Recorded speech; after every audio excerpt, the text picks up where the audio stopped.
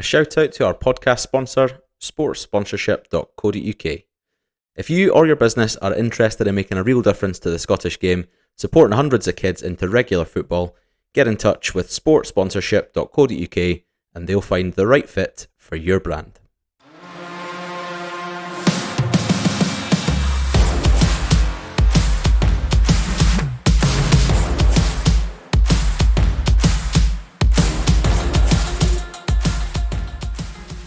Hello and welcome to Tinpot on Tour. It's episode 2 of this new series that we're releasing every Friday.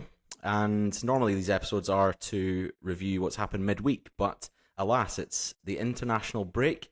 There's been no midweek football, but this is going to be a preview of the upcoming Scotland games. We've got a trip away to Copenhagen tomorrow. This has been recorded Thursday the 4th of September, I should say. So yeah, tomorrow night the Scotland men's team are playing in Copenhagen in the first match of the World Cup qualifiers.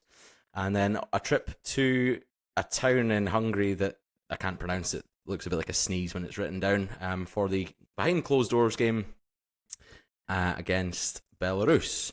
So the three of us, I'm your host Tom, as always. We've got Matt and Andrew here, and we're going to be diving into looking at Steve Clarke's squad, who we think he might pick, who should play, any recent call-ups. We've obviously had a few dropouts.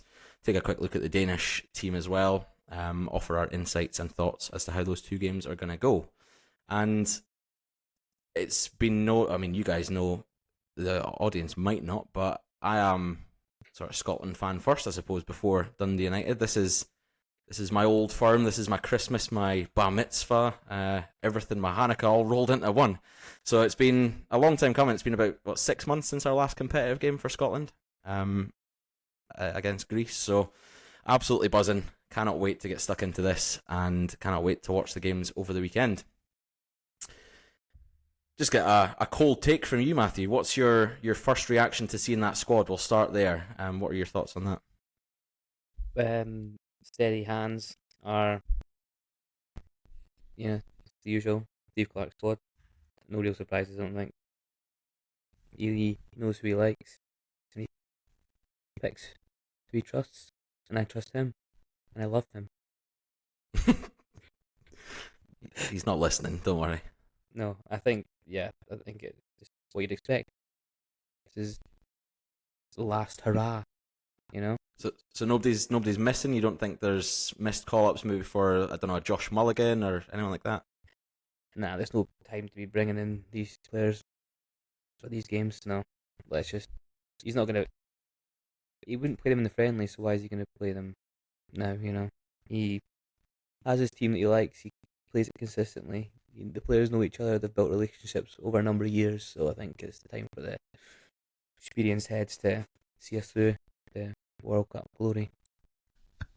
Okay, I'll just go to you, Andrew. What's Matt saying? There's no surprises in that squad. He doesn't think anyone else should have been called up, or anyone's been missed. What do you think? Is it a good squad? How do you feel about it?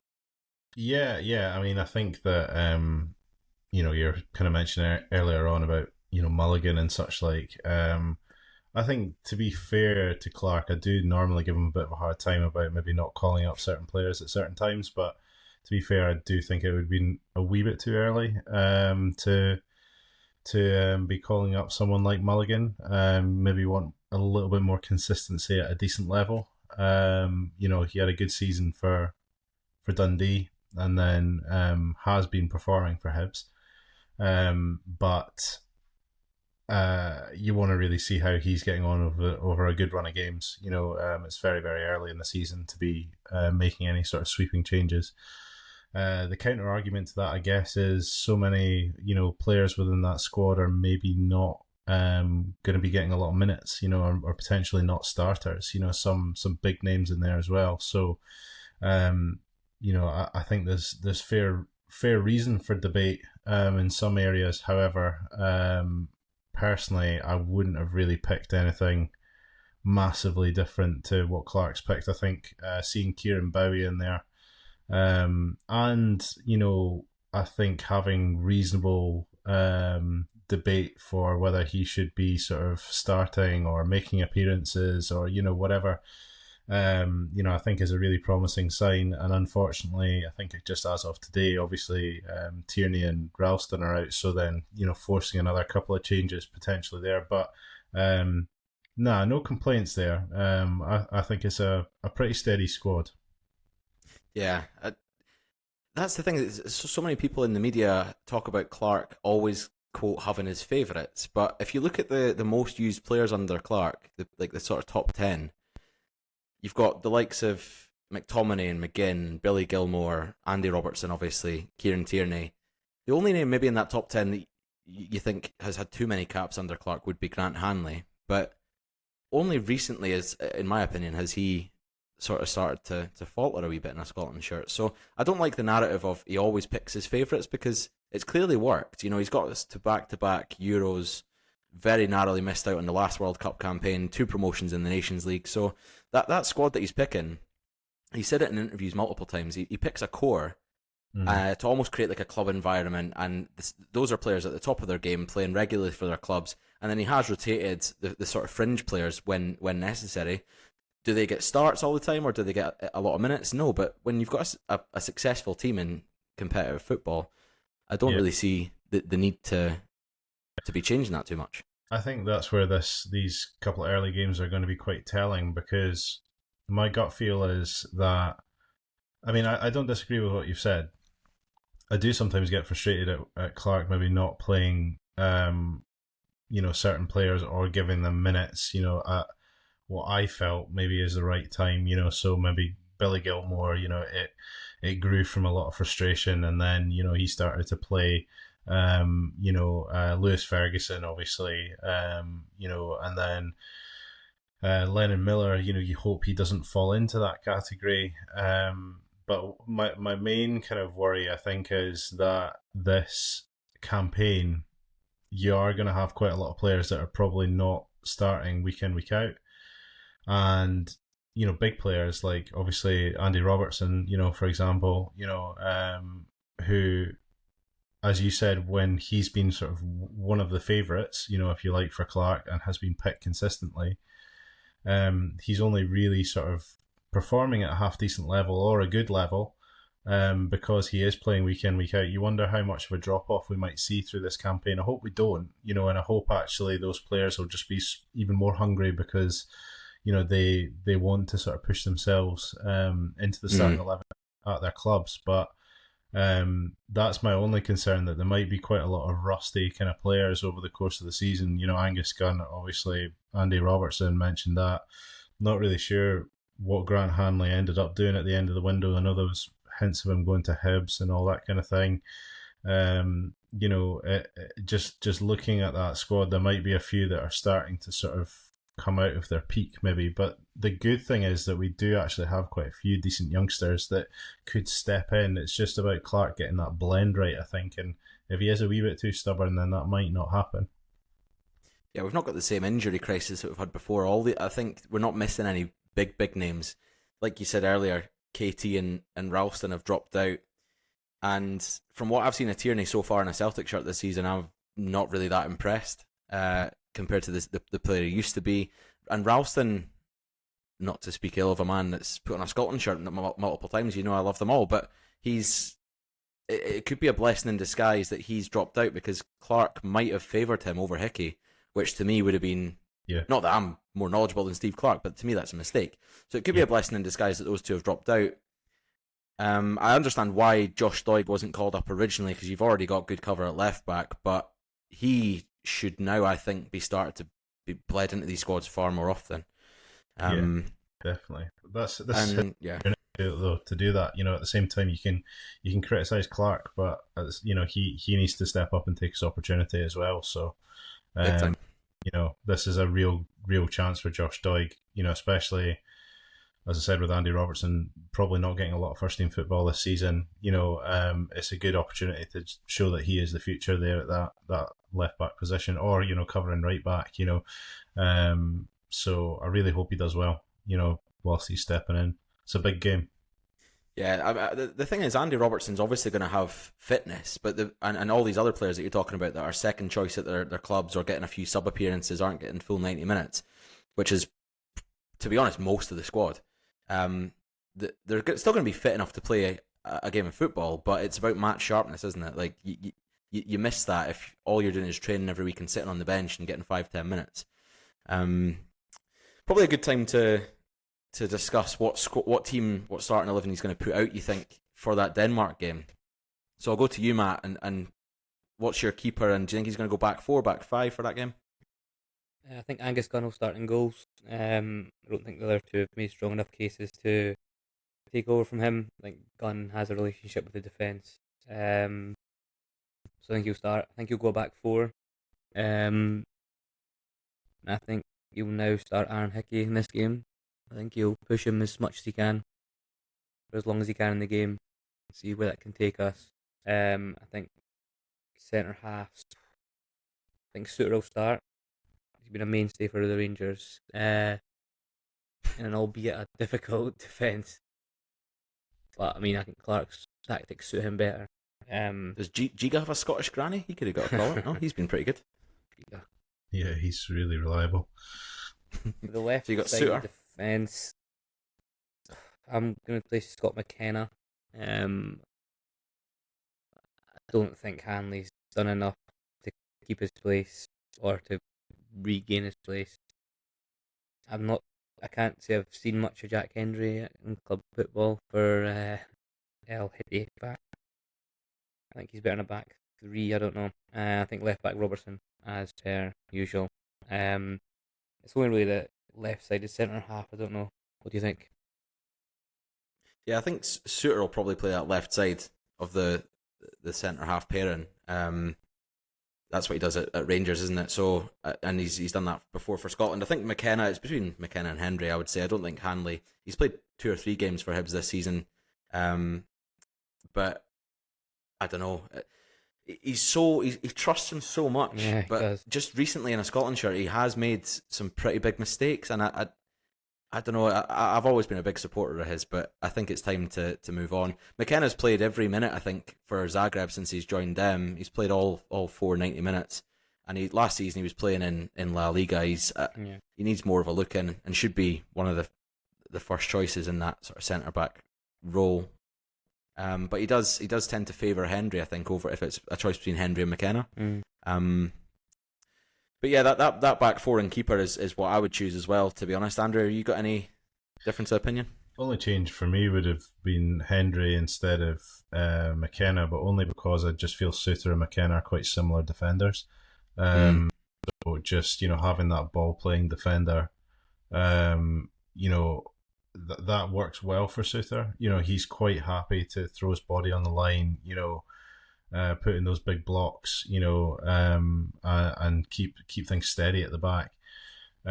So I think him alongside Hendry would complement each other a little bit better. Whereas McKenna, I don't really think it's the type of game where you'd need 2 of them. Don't get me wrong, not an easy opposition, but I think it would flow better from defence to midfield that way. But that's the only change. I totally agree with everything else. Angus Gunn as well. I heard a couple of short clips from The Sun earlier on, and they were tipping Liam Kelly to start, which I just can't see that ever happening. And I don't think it should as well. But yeah, no, I think that's spot on. Now the choice is between Clarke and Gunn, isn't it? I think for Steve Clarke, he's not going to go for Liam Kelly. But I've heard a lot of flack coming Angus Gunn's way. A lot of people in the media or social media, especially, which isn't really the most reliable source, but like saying they'd rather have anyone else bar those 3 keepers, like in goals. And I don't know how Angus Gunn gets chucked into that same category as the other 2. People forget that he got us through the campaign to qualify for the Euros, kept so many clean sheets in that campaign.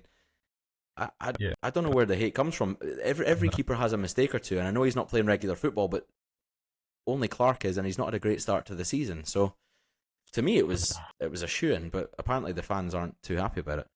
I think he's going to have a few question marks now. He's not going to be getting regular football, but it sounds like that criticism was kind of despite that.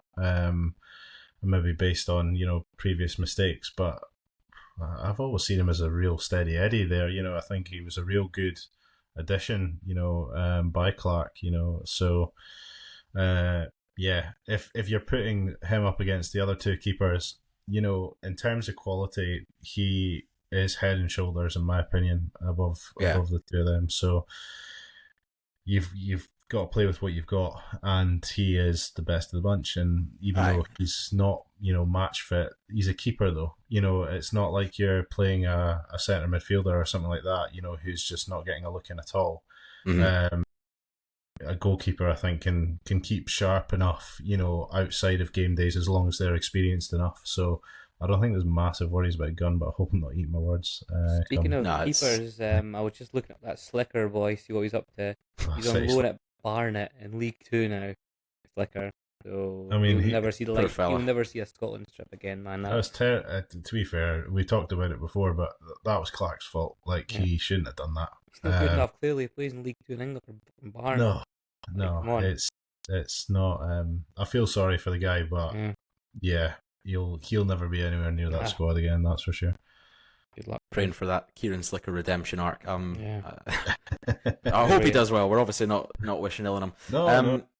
Yeah, that debate would have been much bigger if we'd had Craig Gordon fit and playing every week for Hearts. Then you've got a bit of a discussion on your hands. But Next time, I think we have to move on from Craig. How can you rely on a 45-year-old man with one knee? It's definitely the area of He's the pitch the that best we're goalie, weakest in but at the minute, though. Surely we have to bleed in someone else, whether it be Gunn, just to keep consistently playing him forever until he's 45. Or you just go back to Gordon for a few games until he retires or injured again. I think you have to just stick with Gunn and keep him as your goalie consistently now.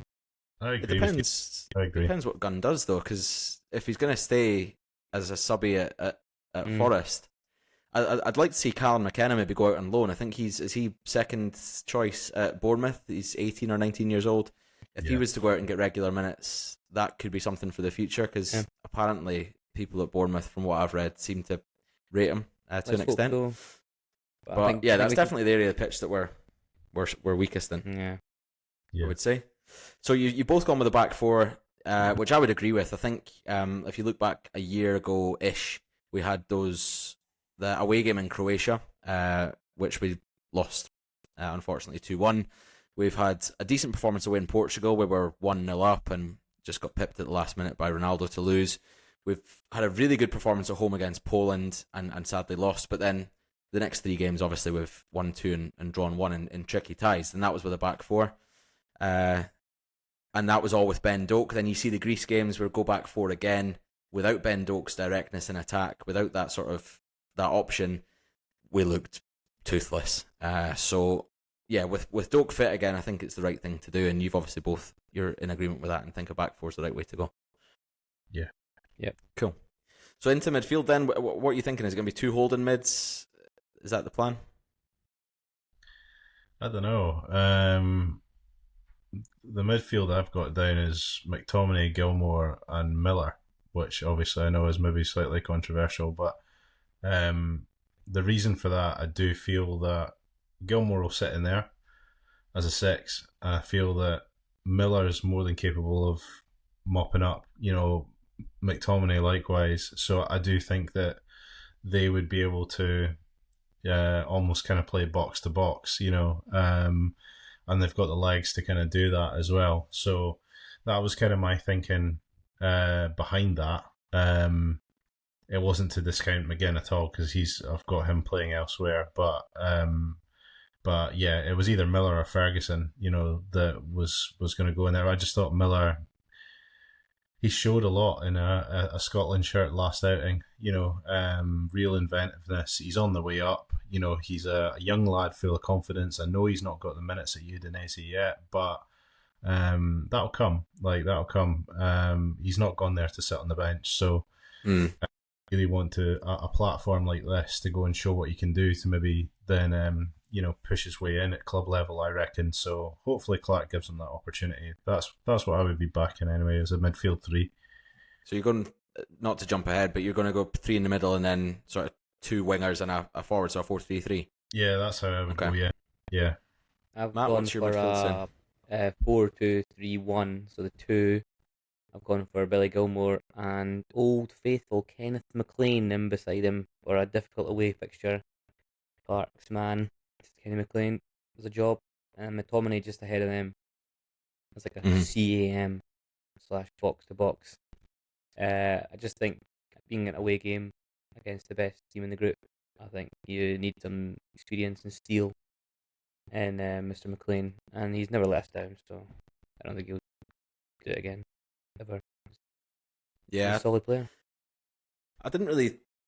Just when you look at it on paper, he's the last name that you'd kind of pick in that midfield because that's where we're strongest, isn't it? So, but I have to agree, and I was speaking to my brother earlier, and he said the same thing, and that's the first time I'd actually thought about him as an option, which is quite bad of me. But then you've said it again just now, and maybe that is the way to go because you're going to be off the ball for 60+% of this game. You're going to need to defend well on the edge of your box. You're going to need to help out those centre halves. And yeah, I know that Ferguson can do that. He's a really good footballer. He's really smart. So can Lennon Miller to an extent. But like you say, in these big games away from home, McLean's been there, done that before. I don't know. Yeah, it's not a bad shout. The uproar from the fans though would be mental. Like the majority would despise it. Clarke doesn't give a fuck about that. He knows the players. He knows what they can do, and he has been with them. They're his babies. He's watched them grow, and he understands more than we will ever know about football. So we can all shut up. Really. Yeah, exactly. You got to trust them.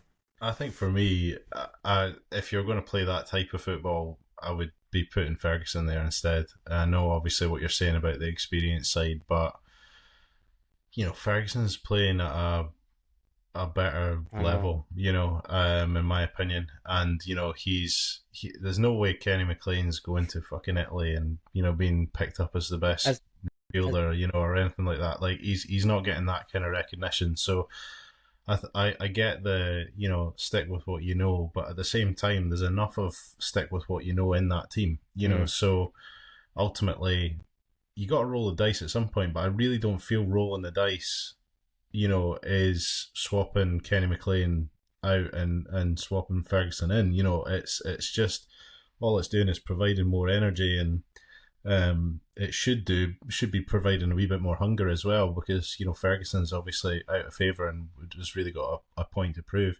So it depends on what the question is. If the question is what Clarke will play, he's not going to play Ferguson. But if the question is what I feel he should play, would Ferguson give more in that position than Kenny McLean?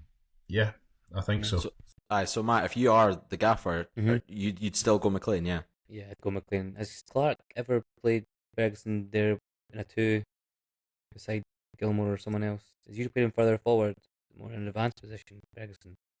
I think so, yeah. Yeah, I don't think Clarke will play him now if he's never really played him consistently before. I think he'll play McLean. Alright, but would you play him there, though? I don't know. You just said yes. You Yeah, just said McLean. yes. Kenny McLean. Yeah, Kenny McLean. But the shitbag from fucking Dunfermline. I'm not Steve Clarke on the big bucks, mate. I think Gilmore's in there, isn't he? Gilmore's in that sort of defensive midfield role. Gilmore is the first one on the team sheet, and in the attacking midfield role, McTominay's obviously the first one in there.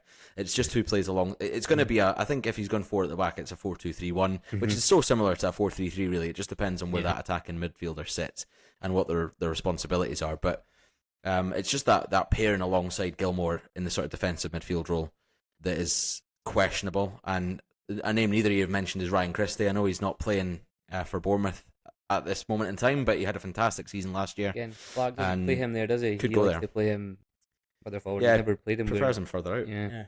Which is surprising because he's been Christie's outstanding. really good at coming on, and making an impact. Steve Clarke these days. So you need these kind of players to come in and be able to do that. So I would never be disappointed to see him come off the bench. I just don't think with that midfield, he really should be nudging anyone out of a starting place. So I think it sounds like we've got the same 2 players in the sort of left and right wing roles. I'm assuming you've got McGinn on the left and Doak on the right, or Gan and Doak as he now is known. Yeah, inside Doak the other, Yeah. So that's locked in, and I think there's been a big debate as well around the centre forward position.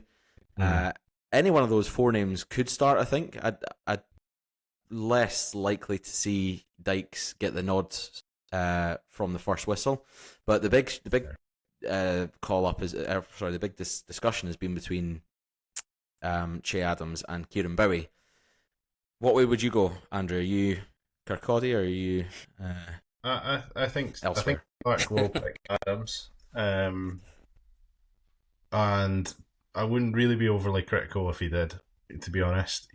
But I'm personally always really keen to see new players coming in, making an impact, try to raise the bar a bit, within that 11. So I would personally start Bowie because I really feel that he is full of confidence right now. He's playing so well. He's proven to be an absolutely crucial player for Hibs. At the moment they've had some big games. In the build up to this one. Whereas Adams hasn't. And that's not his fault. It's just the nature of the fixtures that Hibs have had to play. So going into this game, I think it would be the best time to try and start Bowie. Because of that reason. That's it. But if Adams started, I really wouldn't be that disappointed. I think he's the best of the rest, definitely. And but I would be hoping to see Kieran Bowie come on, at some point during the game, and I would imagine he'll make a good impact. So seeing him playing alongside, Doak and McGinn would be really interesting, actually. With the form he's in just now. So I'd like to see that, but I think he'll pick Adams. Yeah, two pretty different players, I think, aren't they? Adams and Bowie. I don't know. It's tough. What do you think, Matt? Who would you go with, and who do you think Clark's going to go with out of the two, or maybe out of the four? You could pick someone else. Got a thirst for a hearse. Nah, I just wanted to say that. I don't know. I think he'll be Lyndon Dykes, mate. Honestly, I think he'll be Dykes because you have the two sort of wide midfielders. You've got McTominay. Dykes drops in deep, holds the ball up. McTominay in behind, Doak in behind. Again, sort of doing what he does. Dykes is his man. He's his boy. He's back playing. He's come off the bench. It took 20 minutes, but he played 67 minutes against Port Vale. Didn't score, but he was there. He was kicking about. I don't know. I think Adams is fine, but if you're playing the 4-2-3-1, you have McTominay behind the striker making those deep runs. You want someone to occupy defenders, a bit of physicality, maybe. Bowie's got that as well, doesn't he? I don't know. That's what I was thinking. He's really big. He's up a bit, and he can hold the ball up, and I think he's just got a little bit more to his game than. I think the fact that Dykes is fit and he's picked him in the squad means he's going to play him. I think. Again, similarly to Andrew's comments on Christie, Dykes has done well when he's come off the bench for Scotland a few times. Mm-hmm. So I don't know. I'm really on the fence with this one. I've been a big sort of supporter of Che Adams, even though his numbers for Scotland haven't been there. He got a lot of criticism for that. I think a lot of people only see nowadays just see the raw numbers, 40 caps, and what was it before his hat trick? It was 6 goals or something, 7 goals. So he's getting a lot of flack. He does way more for the team than just that. Yeah. But also, I agree with what Matt's saying. You need a sort of bigger presence to occupy those defenders, especially the size of the Danish team. They're fucking massive. Yeah. I don't know. I mean, he played Dykes in the first. He played Dykes in the first 3 games. I'm looking at it. There was 0-0. It was Adams. He played Dykes for the first 3 games in the Nations League. Obviously, we didn't win, but we played all right. There you go. That sort of formation, and then he's played a variety of different strikers in other games. The thing is, though, if you need a physical striker, Bowie's a physical striker, and he's got a lot more to his game as well. If that's the type of football you want to play in this game, which is completely understandable, then imagine having Bowie hungry, in form, at you for 60 minutes, and then at 60 minutes they bring on Dykes, who absolutely fucking batters you for another 30, it's not great news for the centre backs. That's hard work. Especially with Dokes running at you, McGinn being physical, drawing fouls. That's a hard evening for them. So that's I wouldn't be disappointed if that happened, but I think to start Dykes with where he's at right now, I think if I was Bowie, I would be feeling a wee bit aggrieved, and probably if I was Adams as well, I'd be feeling a wee bit aggrieved because he's just not at that level anymore. If we know Steve Clarke's that man who knows what he wants and what he likes, he's going to start Grant Hanley, he's going to start Kenny McLean, and he's going to start Lyndon Dykes, and everyone's going to go mental. Callum McGregor's coming back. I'm surprised you're not clamouring for Stevie Crawford, Matt. Oh, Stevie's long gone, mate. Unfortunately, so you'd want him. Big Bruce partner up front. We're not going to agree on certain positions, but I think the core of the team is the same. We're all thinking a back four. We're all thinking Angus Gunn, Hickey at right back. We're all knowing that McTominay and McGinn and Doak are going to be in there. Toss up between a few players for that centre forward position and that other defensive midfield role. But for me, it'd be 4-4-2. I'd put Josh Doig at left mid. I'd put Doak at right mid. I'd put Adams up there with either Dykes or Hurst or Bowie, any of them. 4-4-2, long ball. I'd love Big to man, see. wee man. That's why I'm not the Scotland manager. That sounds terrible. Right, moving away from Scotland to look at the opposition just for a wee bit and the fixture itself. We're going to focus less on the Belarus game because that's on Monday night and we will be recording whilst that game is on. So we'll get into a bit more detail about Belarus come Monday. But just quickly on this fixture and how we think it's going to go. Like what chance are we giving Scotland? So the bookies are giving us not really too much of a chance. 5-1, I think, with most bookies. Denmark are 1-2, so they're obviously odds-on favourite. And in the last 5 meetings of these teams, the home team has won. So that tells you something.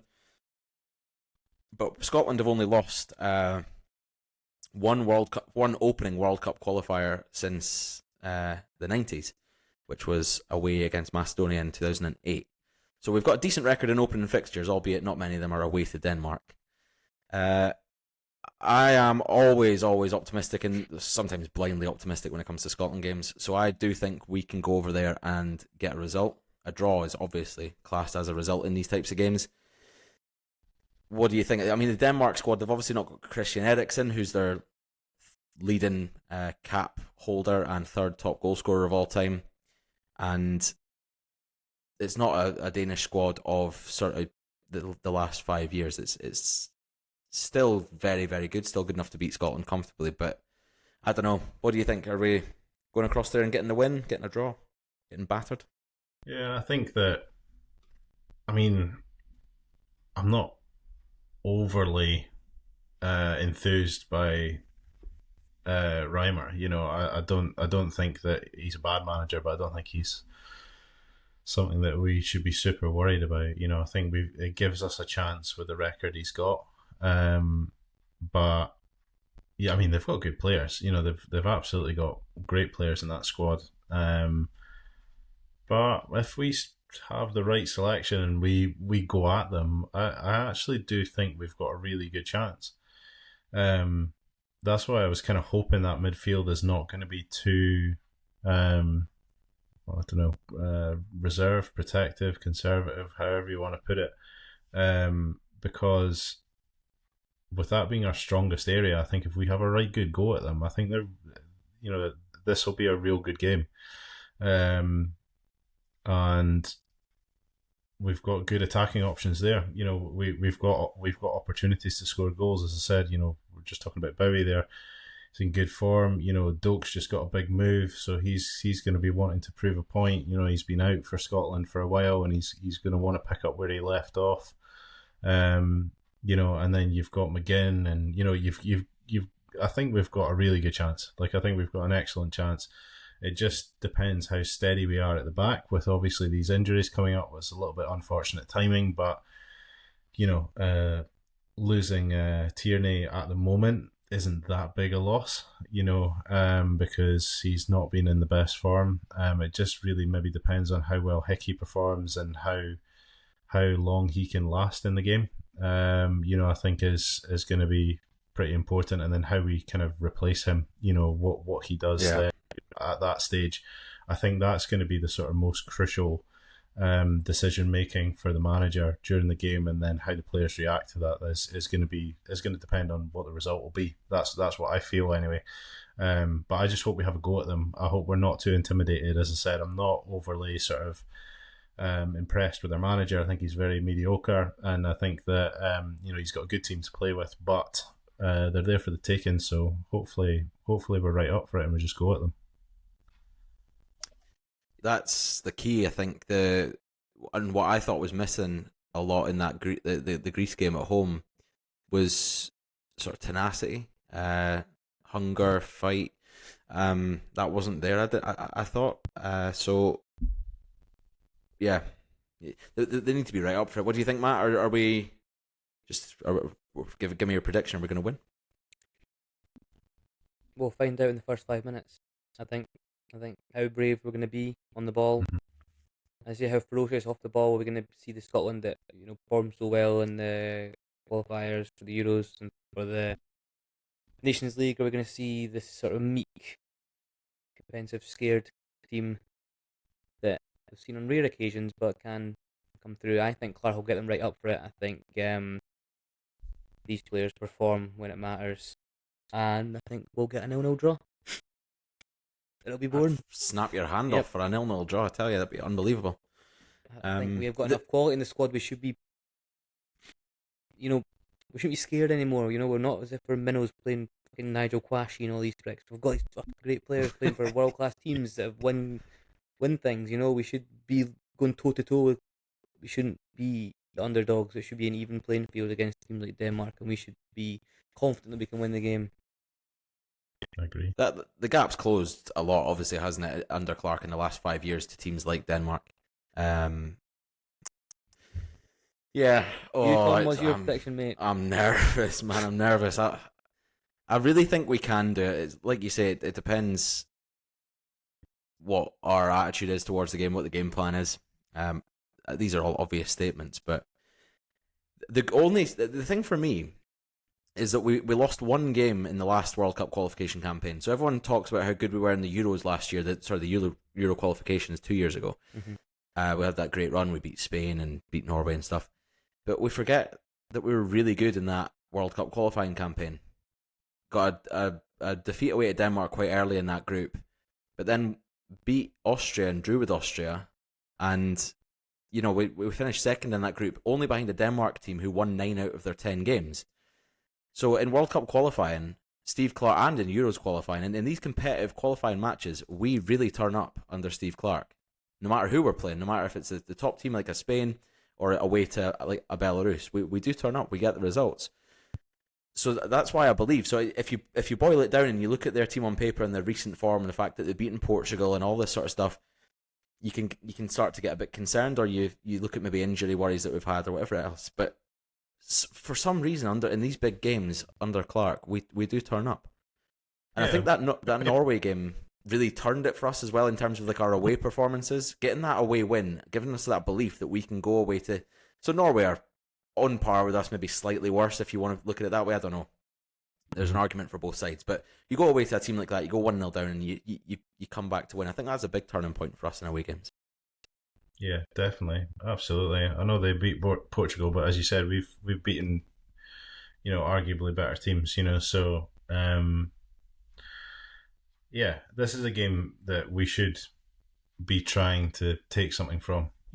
I feel we'll win it. I think if we have the right attitude, I agree with Matthew. You'll tell in the first 5 minutes how they're going to approach the game. What if they're up for it?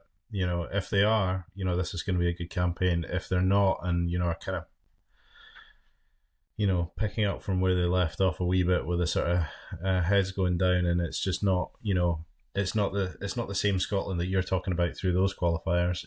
Then it's going to be a long old test really with the next few games. I do think we'll then struggle. It's about attitude, but feels like it's Clarke's last hurrah. So hopefully that is just spurring them on, and makes them want to get there even more. it's the last hurrah for a lot of these players as well. You would think, you look at we've talked already about Andy Robertson and John McGinn and the old guard, if you will, that are in their early 30s. Definitely last chance for these boys to get to a World Cup, but potentially last chance for them to get to any sort of major tournament. Yeah. Because the Euros in 2028, they're already slowing down. These players are already getting less game time. Excuse me, at that top level. So, yeah, for a lot of these boys, it's their last chance. Yeah. Which is a shame because they've given us some great moments. You want to hang on to these players, but the new blood must be brought in. Well, the thing Anyway. is, if you've got them coming in off the bench and stuff like that, for the next couple of years or whatever, that's not a bad thing, is it? If you're bringing John McGinn off, Of course, it's a pretty good position to be in. So good characters as well, aren't they? To be around and been there, done it. So it stands us in good stead. Yep, I think it's all about that final message from Clarke in the dressing room to get the boys up for it. And I think, Matt, probably a good way to see us off is if you be the Steve Clarke, put your bald cap on for a minute. Imagine yourself, you're in Copenhagen, Okay. roasty toasty hot. You've got Carlsberg's in the cooler for after the game, Fucking miserable as fuck. and you're ready to get the boys up for it. What is your final message? And this will close out the pod. What is your Okay. final message to the boys? To my sons, to the sons of Scotland, we've grown together. I've seen you become from boys to men. Some of you have become fathers, husbands. We've grown together. We've had some incredible highs. Let's write our final chapter. Let's finish our story. Let's take us to a World Cup. I believe in you. The nation believes in you.